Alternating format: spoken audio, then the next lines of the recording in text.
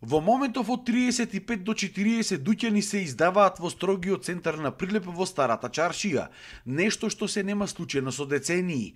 Трендот на затворање на дуќаните започна со ковид кризата, но продолжи после неа. Ако порано се чекало со години да се дојде до дуќан, сега толку се чека истиот да биде издаден. Срцето на Прилеп тивко умира. Зошто се губи атрактивноста на чаршијата и дали ова е производ само на економската криза? За едни главен проблем било масовното иселување и умирањето на занаетите. Најмногу се иселува младите. Главен фактор е, може да се речи, неводењето грижа за младите луѓе.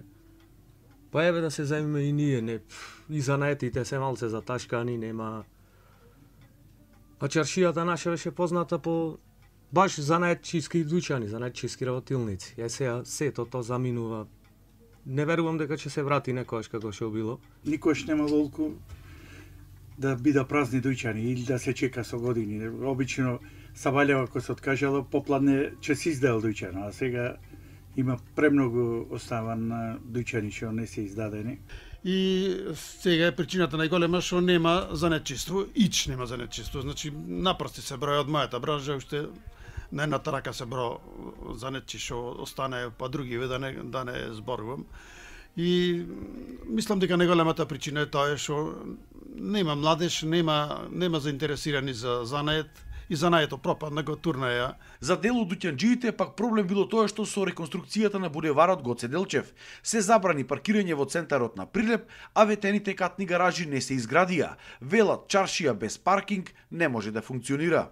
А чим нема пристап, значи станува неатрактивна локација. И мислам дека е крајно време да размислиме малце во која насока ќе се движи развојот на овој дел од градот и како ќе бараме решенија за одредени проблеми.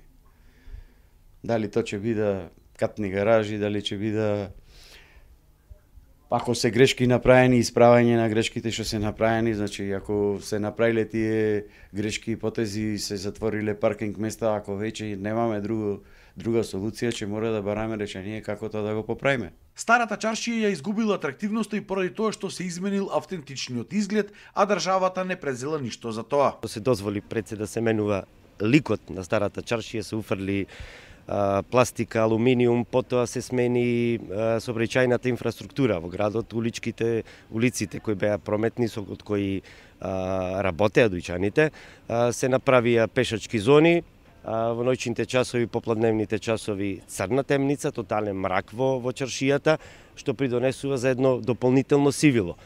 Самиот градски плоштад што се изграда, освен партиски собери на тој плоштад, ние немаме никакви други настани. За да привлечиш луѓе во некоја одредена локација, како што е Прилепската чаршија, треба да има постојано настани и избиднувања. Дуќанџиите велат дека проблемот е сложен и бараат властите итно да започнат со решавање. Потенцираат ако умре јадрото на еден град, тогаш прашање на време било и неговото комплетно замирење.